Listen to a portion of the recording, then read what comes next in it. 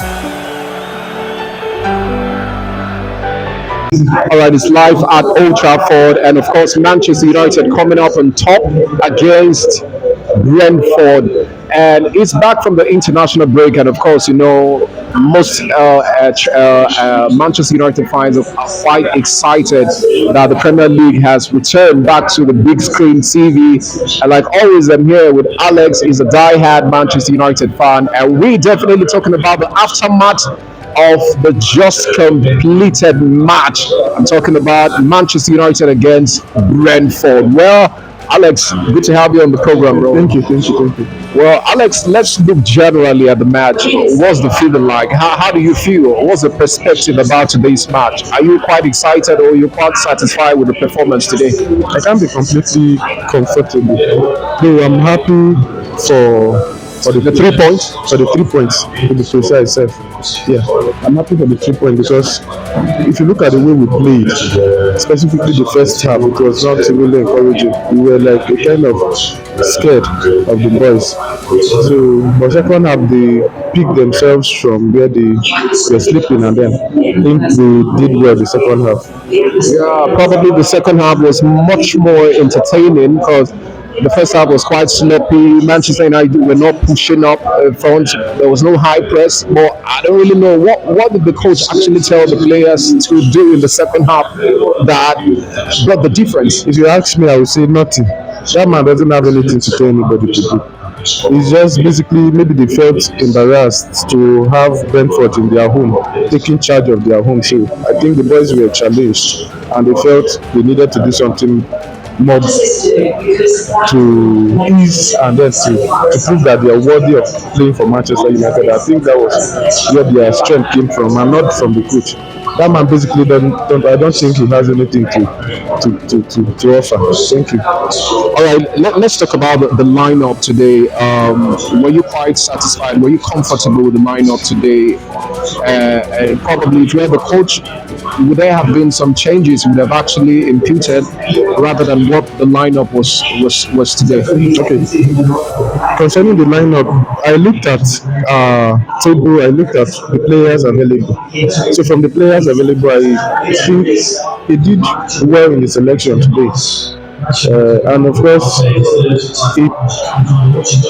he did well for the selection, considering the fact that we have injured players, a lot of them. So I think he did well in the selection today. All right, let's talk about Ugarte because a lot of fans were clamoring for Ugarte to be brought in earlier at some moment in the second half. But I think probably if Casemiro were not injured in the course of play, I think Ugarte wouldn't have been brought up in the match as well. I don't know. Are you a fan of Ugarte or you probably like seeing him on the bench? What's his problem? Why would you buy a high profile player like Ugarte and then always start him on the bench? What's the problem? It could be the way he trains with the boys. I don't know whether he has get himself connected with the rest of the team, but for the coach to always keep him on the bench, it could be that maybe he's not really connected or he's not ready to start fully with the boys.